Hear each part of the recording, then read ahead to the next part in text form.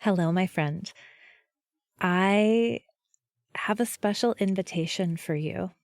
I have a new, potent, concentrated group coaching program called Crucible.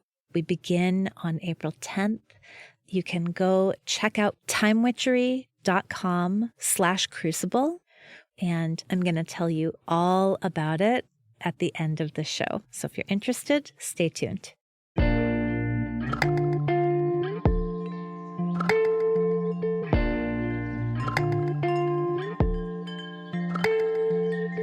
Welcome to Mind Witchery.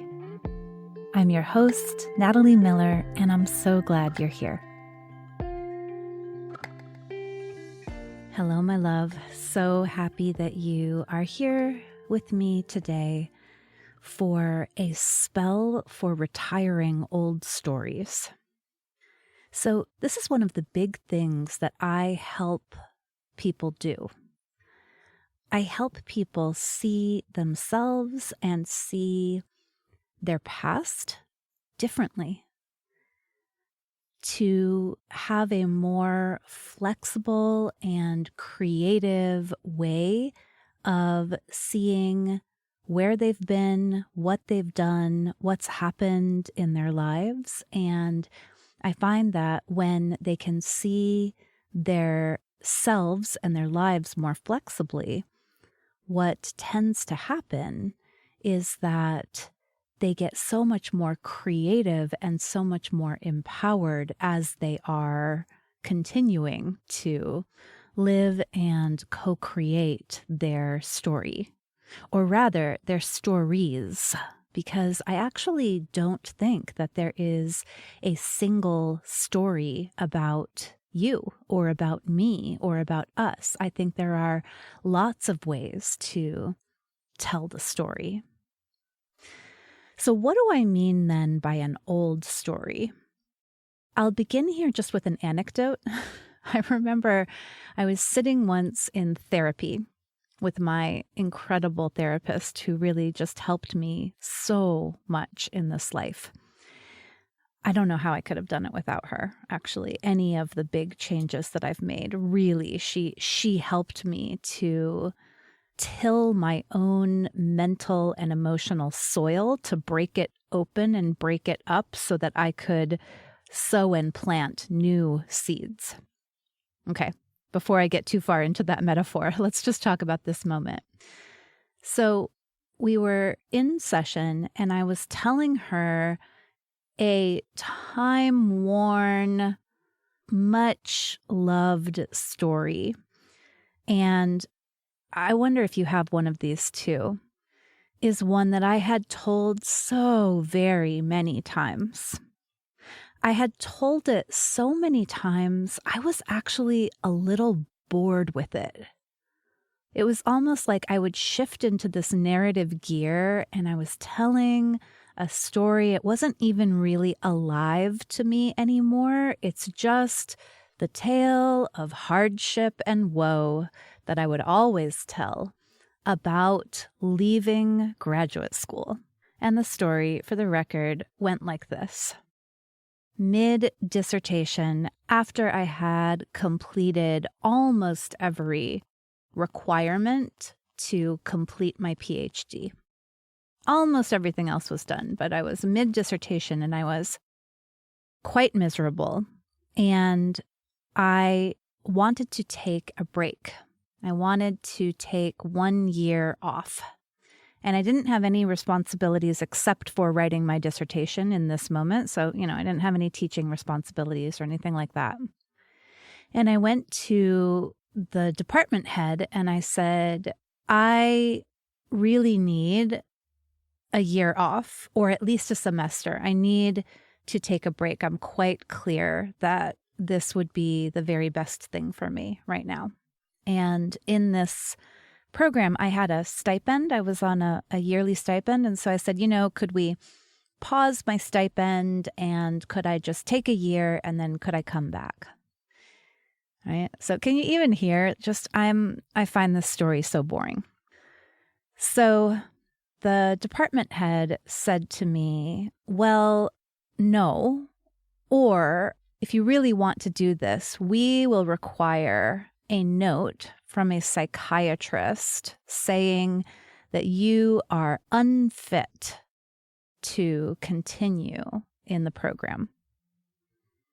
And this is the part when I would tell the story where I would say, doesn't that tell you so much about like how they treated us and how they treated mental health and.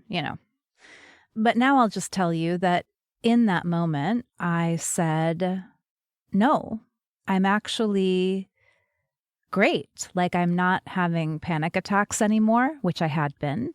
I'm not suffering from a lot of anxiety. I actually feel very, very clear that the best thing for me is a break. I feel I'm in an empowered place and I'd like to take a break. And they said, well, then you'll have to leave the program. And in that moment, I said, well, I will. I'm done then. And they said, okay, but if you ever want to come back, you'll have to reapply. And I said, yeah, don't count on it. Or at least that's what I said in my head. I think out loud I said, okay. And I turned around and I left the office and I never went back. And so I am 3 chapters and a defense shy of a PhD. So that's the story that I was telling my therapist and that I had told so very many times. And you'll notice that in that story, I'm the hero. Of course I am. I'm the hero, and the department head and the program, they're the villain. And, the story is very contained also. It depicts this kind of turning point or this moment in time. And then it's almost like you could see like an ending page that says the end. It's like it doesn't really go on to say what happened next or all the various ways I felt after that. It's like, it's a very kind of frozen in time story. So those are sort of 3 things you can look for when you are looking to apply this spell, the spell to retire an old story. One is that you're kind of bored telling it. Like, it's like, oh boy, here we go. Let me launch into this. It's not really alive for you anymore. 2 is that the story has a very clear villain and a very clear hero. And listen, it may be that you are the villain in the story, or it may be that you are the victim, the heroic victim. And then 3 is that the story is very like frozen in time. It's like this big dramatic moment or a culmination or a turning point, but then we don't really go beyond it. Okay, so I tell this story to my therapist, and this is how she began to help me to free myself from it. And also really helped me to take this kind of frozen in time story, which had kind of like one moral and one meaning and one interpretation, and then to actually integrate it more thoroughly into the fabric of my experience. Yeah. Okay. So this is what she said. She said, knowing what you know now, like being who you are now, if you went back into that moment, how would you handle it differently? So I love this. What's happening here when you go back into your old, tired story and think about it, not from the perspective of who you were in that moment, right? Like the way that I had been telling that graduate school story was the same as I had told it the day after it happened. And then I hung on to that story for like a decade. I told the same story. And what my therapist's question asked me to do was to remember and to assert that I actually am not the same person I was. I have grown. I have gathered wisdom. I see myself differently. I see the world differently. I see my options differently. Right. And very importantly, when she asked me, okay, if you could go back knowing what you know now, what would you do differently? She was not at all implying that I did the wrong thing. Right. And I want you to please, like when you play with this, know that it's not that you did the wrong thing. Not at all. It's just that when we have a narrative where we are frozen in time, and when we are cast into the role of either the hero or the villain in the story, there's so little flexibility. Right? It's almost like trying to weave a steel thread into a fabric, into a tapestry. It's like, I can't weave it. It's too rigid. And this question of, if you could do it again, knowing what you know now, if you could take this wisdom you've gathered and if you could go and do things differently, what would you do? It softens and makes more pliable and makes more creative that narrative thread. Yeah. So when I answered this question, I realized, I was pretty impulsive in that moment. I think in that moment, there was a lot of impulsivity going on. I was making these big, bold, life-changing choices in lots of places. My hair was pink in this moment. I was really asserting my freedom, and I don't regret it. And at the same time, that kind of woe is me tale of finishing graduate school, it really diminished the amount of agency I had in that moment. Because I actually did have choices. When I told and retold that story again and again from the perspective of the big bad department, denying my autonomy and my mental health, I kind of flattened the story, and I didn't really acknowledge the extent of my own co-creation of that moment. Yeah? I didn't choose to go to the dean of the school to make my case. I didn't choose to leave the office saying, I'll think about it, and then try again, maybe with the help of an advisor or the help of a sympathetic professor. Right? I also contributed to the drama of that moment by making a very rash choice. And this is not at all to blame myself or to shoulda, woulda, coulda. It's not about that at all. But it is about reclaiming my own agency, my own response ability. I did choose to respond in a certain way in that moment.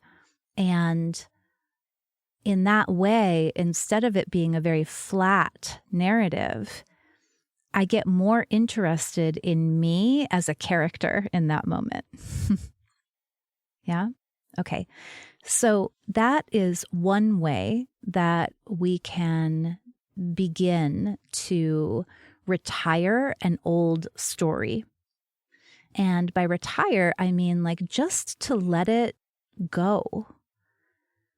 Not to trash it, not to reject it, but to honor that it has served its purpose.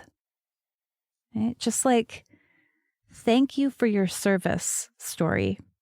Wow, I really needed you, old story, to help me to feel good and virtuous about doing a really scary thing, which was about leaving graduate school. And while you helped me kind of be the hero of my story, I apologize. I am now bored with you.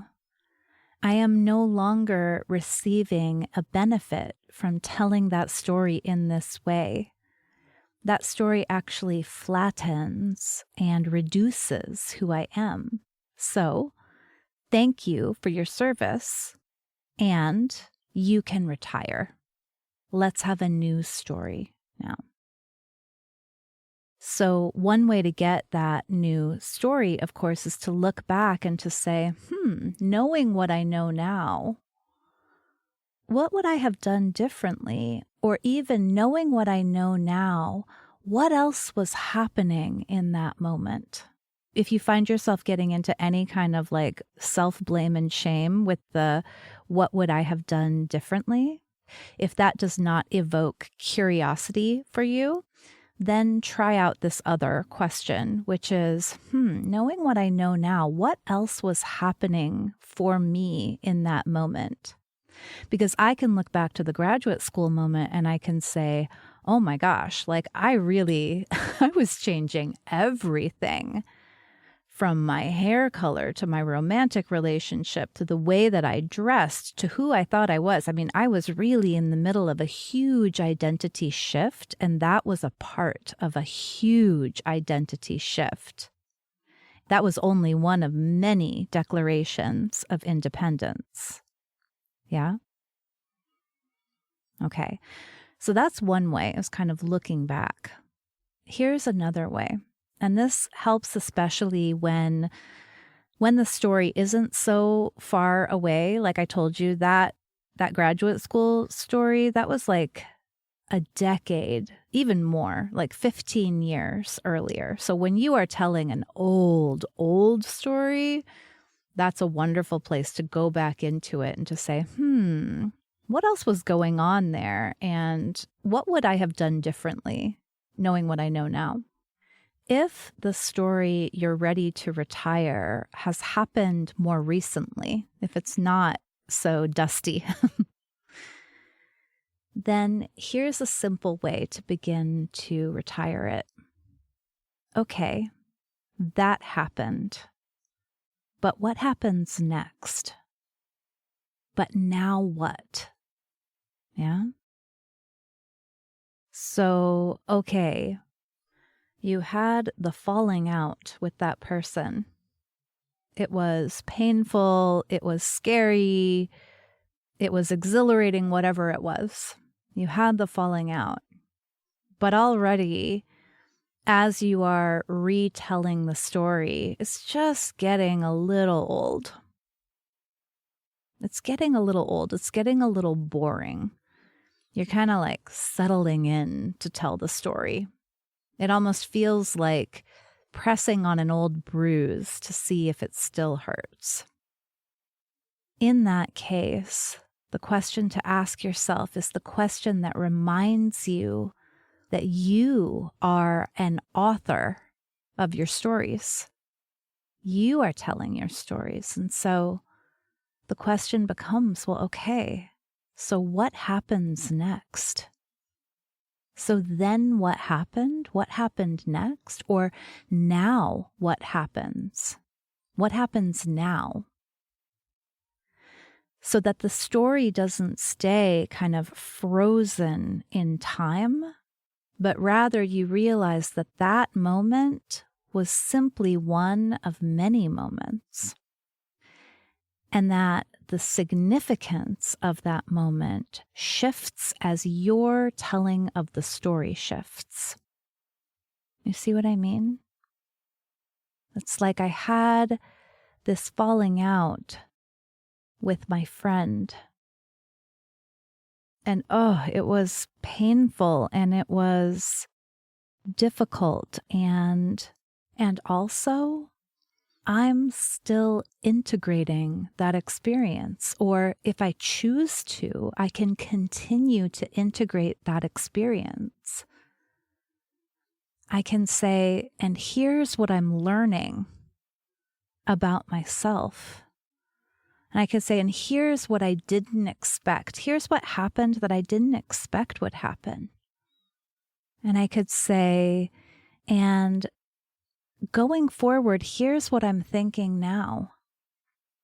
Yeah, so that the story of what happened doesn't get frozen and locked there, but rather remembers that I, as the autobiographer here, I am continuing to tell my story.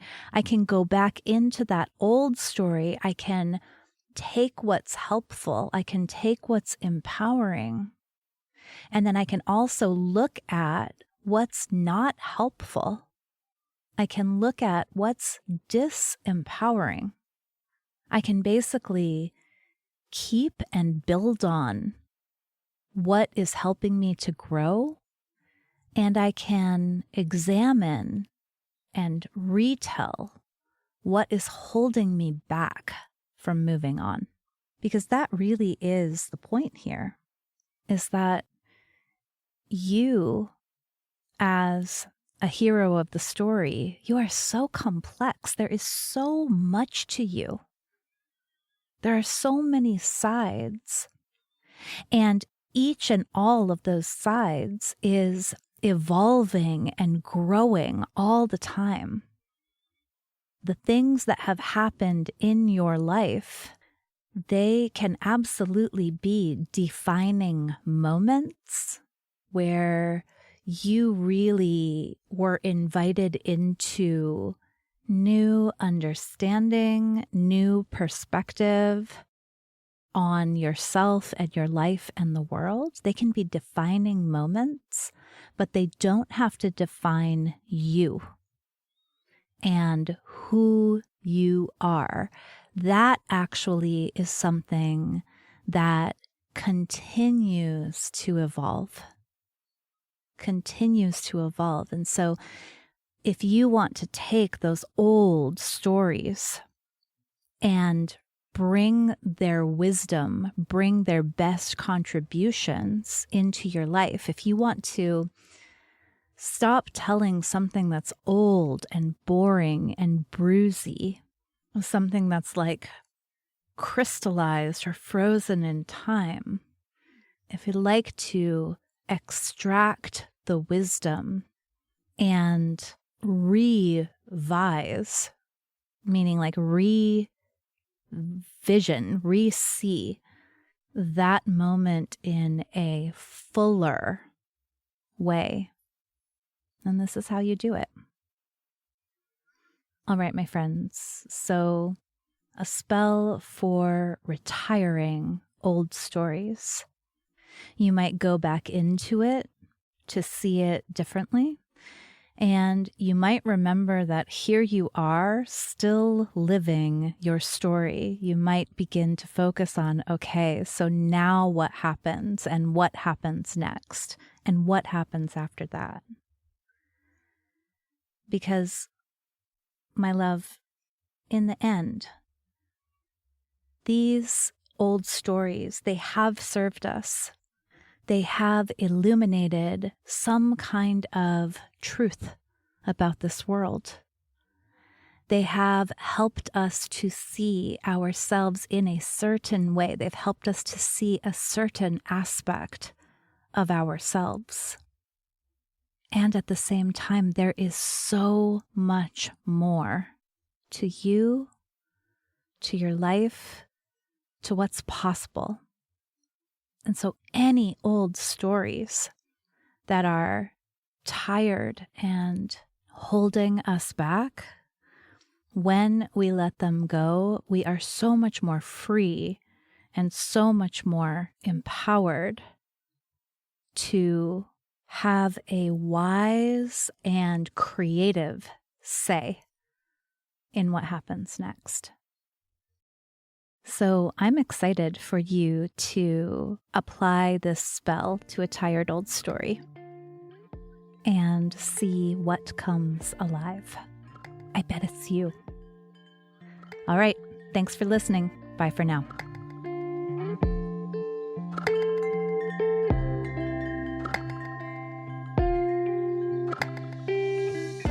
Thank you for listening to this episode of Mind Witchery. To catch all the magic I'm offering, please subscribe to the show. Or if you want a little bit of weekly witchiness in your inbox, sign up for my Sunday letter at mindwitchery.com. If today's episode made you think of a friend or loved one, your sister, your neighbor, please tell them about it. We need more magic makers in this troubled world. Like all good things, this podcast is co-created by stellar people. Our music is by fabulous DJ, artist, and producer Shammy D. Our gorgeous art is by the sorcerers at New Moon Creative. Mind Witchery is produced in conjunction with Particulate Media, K.O. Myers, executive producer. And I am Natalie Miller. Till next time. Hello. As promised, here is a little bit of info about my new group coaching program called Crucible. You know what a crucible is. A crucible is a container in which transformation occurs. It's a strong container, basically like where you melt down metals so that you can make new things. You can make alloys. And my program is called Crucible because it is designed to give you a space where you can summon the courage, the inspiration, the momentum that you need to finally take action on, to finally manifest that thing that you have been wanting to do. And what is that thing? I don't know. That thing might be a new offer if you are an entrepreneur. That thing might be the idea for the book that's been swirling around in your head. It might be an outline for that book. It might be a whole short story. That thing might be a job description for the assistant that you've been wanting to hire. That thing might be your own podcast. Whatever that thing is that you keep thinking, oh, someday I'd really love to make this happen. Crucible says, let's do it now and let's do it together. So Crucible offers 7 weeks of group coaching. Crucible offers insight into how it is exactly that I take an idea and make it real. Right? Now, this is not about me kind of imposing my method onto you, but it is about sparking your own creativity and insisting on a self-honoring way of creating. Yeah? Crucible is about community with other people who are also making it happen. And I cannot even begin to put into words how valuable that is. How much of a difference it makes to be surrounded by other people who are expanding and growing into what's next. Crucible is in large measure about helping you to claim the time and energy that you need to create what's next. And so we'll use my anti-planner, Time Witchery, to do that. We will use co-working sessions that are hosted by Flow Club. I'm very excited about that part in particular. So Crucible is not assuming that you have the willpower and courage and time and energy to make this thing happen. In fact, Crucible says, oh yeah, let's give you a place to generate that, to generate all that you need in order to manifest what it is that you want next. So you are invited. You can go check out Crucible at timewitchery.com/crucible, We begin on April 10th. We go through April and most of May. And then we get to take off for the summer, having finally taken action on that thing that you've been toying with, flirting with, wondering about, dreaming about for so long. So again, more details at timewitchery.com/crucible. I super hope you will meet me inside.